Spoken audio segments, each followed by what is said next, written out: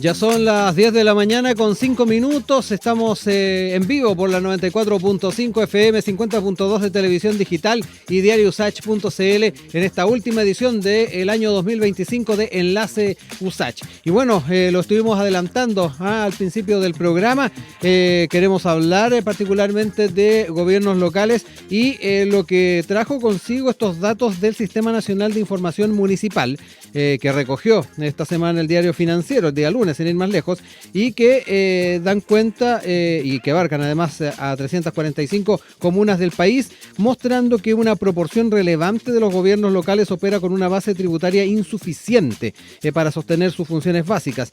Y ahí se ve el tema complejo. Al menos un tercio de los municipios no podría financiar su operación si no existiera el mecanismo de redistribución fiscal que provee el Fondo Común Municipal. Las comunas con menor capacidad de generación, según estos datos, en cuanto a generación de ingresos propios, se concentran mayoritariamente en territorios rurales, aislados o de alta vulnerabilidad socioeconómica. Casos como Timauquel en la región de Magallanes, Cholchol en Araucanía o Tirúa en Biobío reflejan esta condición. El extremo lo representa Isla de Pascua, donde el fondo explica 99,2% de los ingresos permanentes.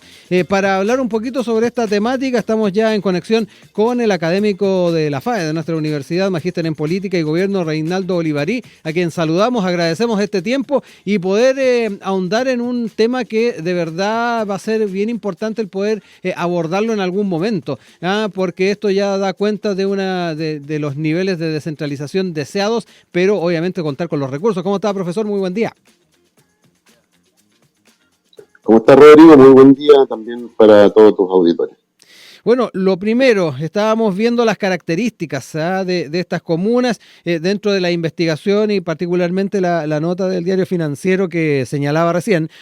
El cruce de datos permite distinguir realidades distintas. Dice, por un lado, comunas urbanas y económicamente dinámicas, donde el Fondo Común Municipal actúa como complemento que refuerza la planificación y la autonomía, y por otro, un conjunto amplio de comunas rurales, insulares o extremas, donde este fondo supera de manera sistemática el 80% de los ingresos y en algunos casos incluso el 90%. Un escenario bien complicado, profesor, el que se enfrenta, y además con características bien claras de cuáles son esos municipios. Bueno, efectivamente, digamos en forma introductoria que en realidad esto que acabas tú de describir reproduce la desigualdad estructural que tiene nuestro país, primero que nada, digamos. Y obviamente es una condición que hace muy, muy compleja, muy difícil, digamos, la forma en cómo se debería estar consignando, digamos, un elemento redistributivo para las diversas comunas. Efectivamente, ahí tenemos un problema y, bueno, podemos irlo analizando y desarrollando tal vez por parte, como tú me vayas indicando, pero en el análisis general hay un problema de distribución, un problema de inequidad desde el punto de vista de la asignación de los recursos esencialmente, y el Fondo Común Municipal actúa como un elemento que intenta, ¿cierto?, establecer criterios de mayor equilibrio y de mayor equidad.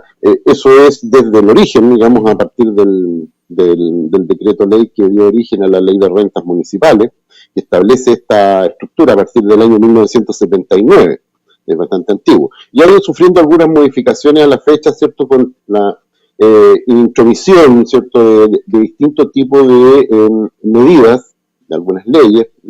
La ley de renta ha ido siendo modificada a lo largo de los años, y por cierto, hemos visto que, si bien es cierto, ha aumentado la participación del Fondo Común Municipal en el conjunto de las municipalidades, efectivamente lo que no se ha resuelto de manera tan clara es la capacidad que tienen los municipios para implementar o para cobrar, mejor dicho, tributos, ¿cierto?, impuestos.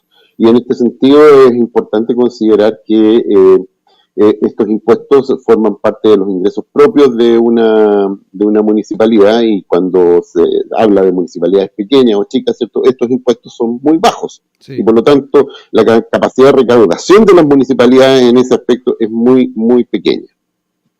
Eh, Profesor, en ese sentido habría que tener, tal vez comillas, un nuevo trato. Dentro de esta nota se conversaba con el alcalde Juan Fernández, ahí Pablo Manríquez, y él daba cuenta de este tema de los territorios con insularidad y aislamiento extremo. Él señalaba que debieran contar con un factor de cálculo ajustado en el Fondo Común Municipal, similar al que se aplica a Rapa Nui para reflejar sus mayores costos logísticos y administrativos. ¿Hace falta un nuevo trato ahí?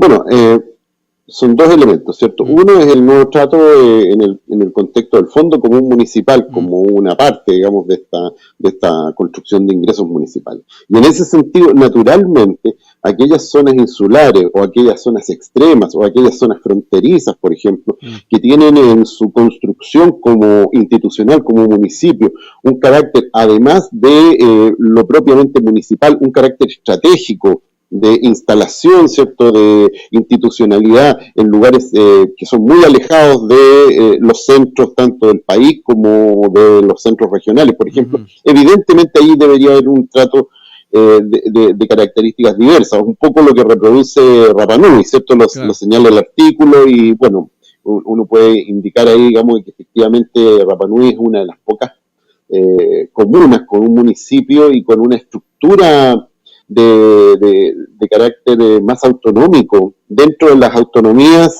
más limitadas que tienen las municipalidades chilenas, Rapa Nui tiene una particularidad, digamos, en términos, además del reconocimiento que hay respecto de la incidencia de la propia comunidad en las tomas de decisiones. Entonces, también ahí hay un importante factor de recursos que el Estado invierte con el fin de, a través de transferencias, ¿cierto?, vía Fondo Común Municipal, mantener viva una comuna que evidentemente no tiene la posibilidad de tener tantos ingresos dado su acotada, digamos, población. Entonces, eso debería reproducirse en otras comunas como Juan Fernández u otras comunas que son fundamentalmente extremas con un trato más específico, porque la tendencia del centralismo es que el centralismo en general corta la torta, digamos, según un criterio central. Entonces, no siempre se reconocen las particularidades extremas y necesariamente ese es un tema que tiene que estar siendo objeto de una permanente revisión. No puede ser que en un solo momento se tomen decisiones, ¿cierto? Sino que, dadas las características y eventualmente la posibilidad de que se conformen nuevas comunas, incluso en Chile, claro, ¿ya? Existe la necesidad de ir haciendo, digamos, una revisión más o menos periódica respecto de este tipo de instrumentos. Oiga, profesor, veíamos el factor insular, el factor de encontrarse en zonas extremas, pero también está el elemento de alta vulnerabilidad socioeconómica. Y aquí nos encontramos, a propósito que usted aludía al tema de las desigualdades en nuestro país, que han estado haciéndose evidentes durante mucho tiempo. Aquí vamos de la mano también con poder desarrollar las comunidades y el territorio en forma equitativa. Dábamos cuenta ahí de algunas comunas que no necesariamente son de zonas extremas insulares y que están en este escenario. Aquí nos enfrentamos con un trabajo un poquito mayor, que tiene que ver con terminar con ciertas desigualdades, pero por otro lado también desarrollar adecuadamente los territorios, donde ahí nos quedamos también a medias respecto a cómo podemos seguir avanzando en los temas de descentralización, por ejemplo. Bueno, de hecho, como bien señalas tú, el problema de la vulnerabilidad o de la pobreza, concretamente en comunas urbanas, por ejemplo, o en comunas rurales que son más dentro de la zona del centro, digamos, del país, sí, pero fundamentalmente en comunas urbanas, es una cuestión que debe ser revisada, sin lugar a dudas. O sea, nosotros tenemos, si bien es cierto, nuevamente comparamos, ¿cierto?, Isla de Pascua con un 99% de dependencia del Fondo Común Municipal, pero tenemos comunas que sin lugar a dudas están en una situación de bastante vulnerabilidad socioeconómica y que requieren de una mayor cobertura por parte de este elemento distributivo del fondo, ¿ya? De hecho, dentro de las regiones, por ejemplo, nosotros nos encontramos con que efectivamente hay regiones como Ñuble, que tienen indicadores como regiones, sí, dentro de todas, además, todas sus comunas, ¿cierto?, indicadores de pobreza muy altos, y por lo tanto tiene el mayor volumen o el mayor promedio nacional, digamos, de dependencia del Fondo Común Municipal por efecto justamente de esa condición de pobreza que aqueja, digamos, a esta región.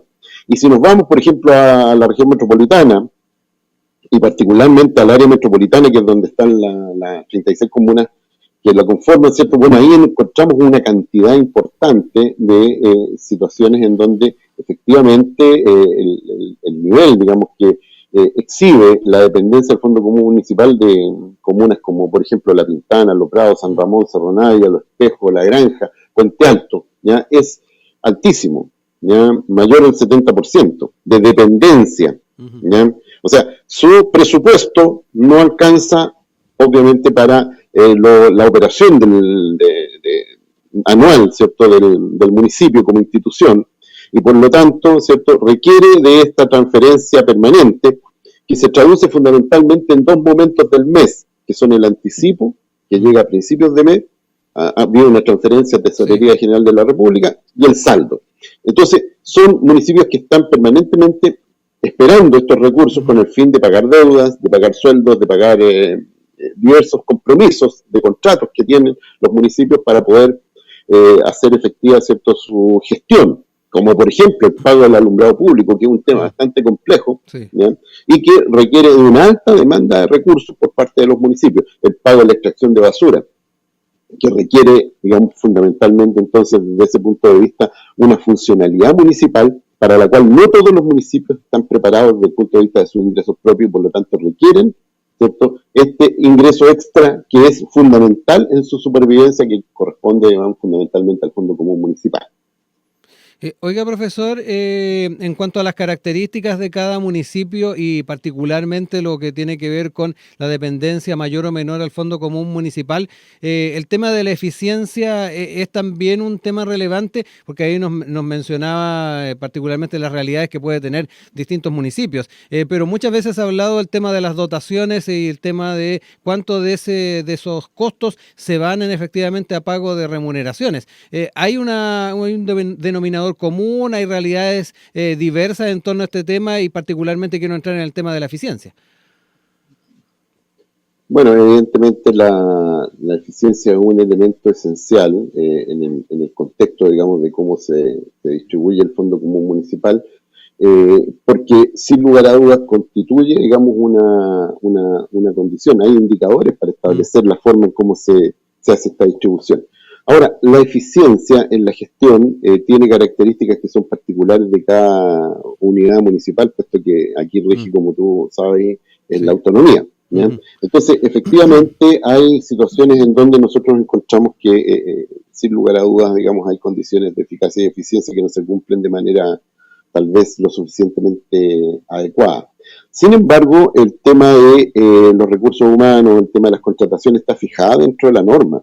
Hay una norma que establece cuánto se puede contratar y no se puede sobrepasar ese monto, ¿ya?, que es un 44% de los ingresos propios permanentes. Por lo tanto, no puede haber, digamos, una planilla de funcionarias o funcionarios, ¿cierto?, que exceda este monto en cada municipalidad, que es distinto, por supuesto, en cada municipio, porque depende de un porcentaje de los ingresos propios. Por lo tanto, no podemos allí establecer, ¿cierto?, una situación en donde haya un libre albedrío, digamos, por parte de cada alcalde o alcaldesa, ¿cierto?, para contratar gente. Ahora también está el caso de los honorarios que llegan por la vía de los programas sociales, que son un porcentaje muy alto también de funcionarias y funcionarios, pero que están financiados a través de ítem de remuneraciones o de honorarios que bajan desde el sistema central del Estado y que se ejecutan en los municipios. Por lo tanto, ahí también lo que tenemos es una cantidad de honorarios que a veces es superior al número de funcionarios de planta que tiene un municipio, pero es porque efectivamente hay una cantidad enorme de programas sociales que se gestionan año a año en los municipios, que se ejecutan y que deben ser ejecutados por personal, bueno, calificado, ¿cierto?, normalmente profesionales o técnicos, que son los que se contratan a honorarios anualmente para estos efectos.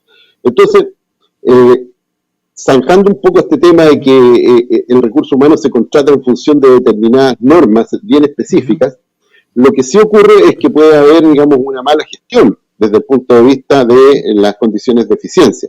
Y eso eventualmente puede repercutir en la forma en cómo se gasta o no se gasta, porque podría, digamos, efectivamente ser, digamos, ese un problema de eficiencia en la forma en cómo se gestionan los recursos públicos. Bien, ahora, naturalmente, para poder distribuir el Fondo Común Municipal, hay fundamentalmente una proporción, ¿ya?, que tiene que ver fundamentalmente con porcentajes que inciden en la distribución del fondo, ¿ya?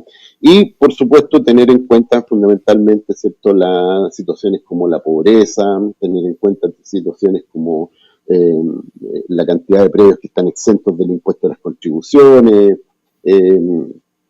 y la situación fundamentalmente de vulnerabilidad que se define a través de la encuesta CASEN, que se toma cada 2 años, que es una encuesta que mide la pobreza.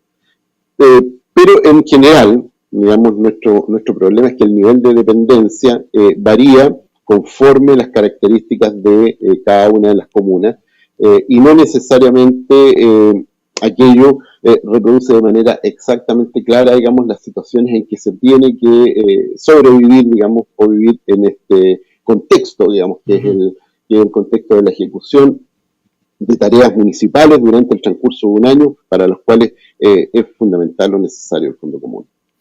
Yo quería recordarles que estamos en diálogo con el académico de la Facultad de Administración y Economía de nuestra universidad, magíster en Política y Gobierno, Reinaldo Olivarí, abordando el tema del Fondo Común Municipal y cómo un número no menor de comunas, 1/3 de las que forman parte de nuestro país, no se podría financiar sin la operación de este Fondo Común Municipal. Profesor, mirando un poquito también en lo propositivo, ¿por dónde podríamos también ir explorando opciones de poder ir fortaleciendo además particularmente este tercio? Hay desde la perspectiva administrativa caminos que se podrían llevar, también desde la perspectiva de la descentralización, nuevos pasos a dar. ¿Por dónde podríamos explorar posibilidades de zanjar esto? Tomando en cuenta además de que, ya lo decíamos en más de una oportunidad, mucho de esto va de la mano con una deuda pendiente que es la desigualdad en nuestro país. Bueno, hemos ido intentando, ¿cierto?, buscar soluciones, ir desarrollando algún tipo de acción en función de mejorar estos problemas de equidad en la distribución de los ingresos en el nivel municipal, y por supuesto esto impacta, digamos, la equidad y la igualdad en el ámbito de la sociedad. ¿Cómo se ha ido avanzando? Bueno, dentro del Fondo Común Municipal están también los aportes extraordinarios que tienen que ver con los fondos de equidad, que tienen que ver con los fondos puentes, y esto se relaciona directamente con un impuesto nuevo que es el royalty.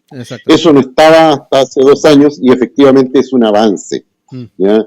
También aclarar que desde el año 2017 que el aporte fiscal permanente al Fondo Común Municipal subió de manera bastante sustantiva. Son del orden de, disculpa, 1.052.000 UTM. Es una cantidad importante de recursos que el Estado transfiere directamente al Fondo Común Municipal, aparte de los aportes que hacen todas las comunas. Por lo tanto, ¿cómo deberíamos ir avanzando? Creo que la cuestión fundamental se centra en los temas tributarios, en ver cómo los países desarrollados, y aquí me conecto con esta cosa de que Chile es miembro socio de la OCDE, ¿ya? Vemos que nuestros vecinos de la OCDE o nuestros cosocios de la OCDE tienen en su mayoría, digamos, sistemas tributarios en los cuales una cantidad importante de tributos que no son los tributos tradicionales de carácter local que existen aquí en Chile, estos se están pagando en municipios. Por lo tanto, son recaudadoras las municipalidades de recursos en otros países más desarrollados, ¿cierto?, que efectivamente les permiten generar mayores políticas públicas en el ámbito local. ¿Por qué? Porque las políticas públicas nacionales, volviendo a Chile, ¿cierto?, tienen la característica de traducirse en programas sociales, preferentemente, y estos programas sociales son la característica de un Estado central que diseña políticas públicas centralmente y que las baja, literalmente, ¿cierto?, a través de municipios, pero estos municipios en el fondo toman lo que el Estado central decide y hace en función de las características de un modelo general y central. Entonces, Cuando un municipio tiene recursos como para poder implementar políticas públicas específicas, y eso ocurre con muchas municipalidades en Chile, que con muy pocos recursos es posible hacer un ejercicio de presupuesto participativo, es posible hacer una transferencia de recursos, por ejemplo, a microemprendedores, es posible realizar ciertas gestiones en función de becas, en fin, es posible funcionar desde el punto de vista de políticas públicas locales en la medida en que se tengan más recursos. Los recursos son los mismos, lo que ocurre es que o estamos en un estado que sigue siendo centralizado y recauda casi todo, o traducimos esto, como ocurre con el royalty minero, ¿cierto?, en un impuesto que va a ir distribuyendo cada vez más, ¿cierto?, en el ámbito de las comunas y de las comunas que tienen mayores cuotas de vulnerabilidad. Por lo tanto, no sería del todo descabellado pensar que este royalty minero debería reproducirse, ¿cierto?, en el ámbito forestal, en el ámbito pesquero, por ejemplo, ¿ya?, en el ámbito del agro, donde tenemos importantes formas de extracción, ¿cierto?, de commodities que van directamente al extranjero, ¿cierto?, a través de exportaciones, y deberíamos ahí también entonces tener la posibilidad de que nuestras comunas pudieran tener acceso a un impuesto que permitiera, ¿cierto?, ir gestionando recursos que sean justamente producidos a partir de la extracción de riqueza económica, ¿cierto?, en sus propios territorios. Esa es una de mis percepciones. Yo hablaba también del ámbito administrativo, profesor, y se me vino a la mente de inmediato la figura de los gobiernos regionales, que en algún momento, cuando estábamos en la discusión de qué características iban a asumir, se hablaba mucho de esta figura de alcalde mayor, por el rol, la integración y el feedback que se pudiera tener con los municipios. Desde esa misma perspectiva, el gobierno regional, el propio consejo regional, podría tener también un rol importante en poder sacar adelante ciertas comunas y aportar un poco más.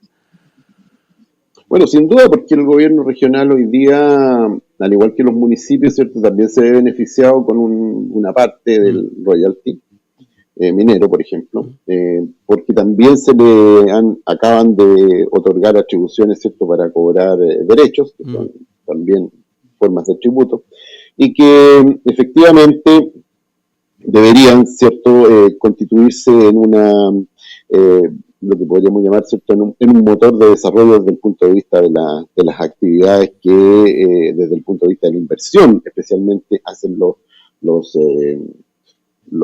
gobernadores regionales o los gobiernos regionales.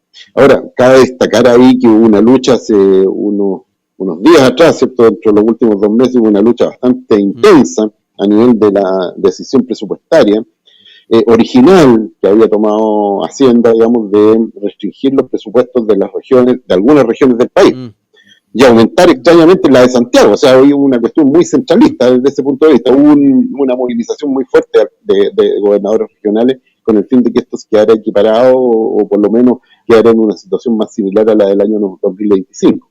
Entonces nosotros vemos que de repente, si bien es cierto se avanza en descentralización, lo cierto es que hay toma de decisiones en algún determinado momento respecto de la forma en cómo se va construyendo la situación presupuestaria, y me refiero particularmente al presupuesto 2026, que quedó, digamos, en una situación de cierta restricción, puesto que en los mejores de los casos, ¿cierto?, en aquellas comunas como Ñuble, por ejemplo, que estaba siendo afectada por una rebaja sustantiva, siendo la región más pobre de Chile, tuvo que dar una larga pelea, digamos, para que quedara más o menos igual, con un 0,1% de aumento respecto del año 2025. O sea, ahí efectivamente hay, desde el punto de vista de la gestión de los gobiernos regionales, una situación que como deuda pendiente debe quedar. Ahora, el rol de los alcaldes mayores sí efectivamente puede ser un importante aporte desde el punto de vista de la gestión de la ciudad. Y la gestión de la ciudad, que no es la gestión de la región, por cierto, corresponde, digamos, a una funcionalidad en donde la inversión pública debería estar focalizada y muy vinculada a los otros servicios públicos como vivienda de urbanismo, transporte, Ministerio de Obras Públicas, ¿cierto?, que son órganos centrales, debería estar muy vinculada a la gestión de esta instancia, digamos, llamada alcalde mayor, que opera en otros países y que en general opera con bastante eficiencia. Oiga, profesor, yo quiero agradecer esta posibilidad de poder hablar sobre las implicancias que tiene esta realidad de un tercio de las comunas de nuestro país, ir también apuntando a ciertas proyecciones y bueno, ya veremos también en los próximos años, en los próximos meses ya con un nuevo gobierno, de qué manera también se va comprendiendo el tema de los territorios y particularmente de los gobiernos locales. Quiero aprovechar además de agradecer ahí la disposición de poder tocar estos temas país, estos temas vinculados a los territorios, que no siempre los tenemos presentes en la discusión pública y donde usted ha también tenido la apertura de poder conversar con nosotros habitualmente. Así que agradezco también aquello, profesor. Agradecido también de esta oportunidad siempre de estar hablando sobre temas locales y regionales, que es un elemento fundamental y que nuestra universidad está tocando de manera bien importante. Así que un abrazo, Rodrigo, un feliz año para ti y para todo tu auditorio.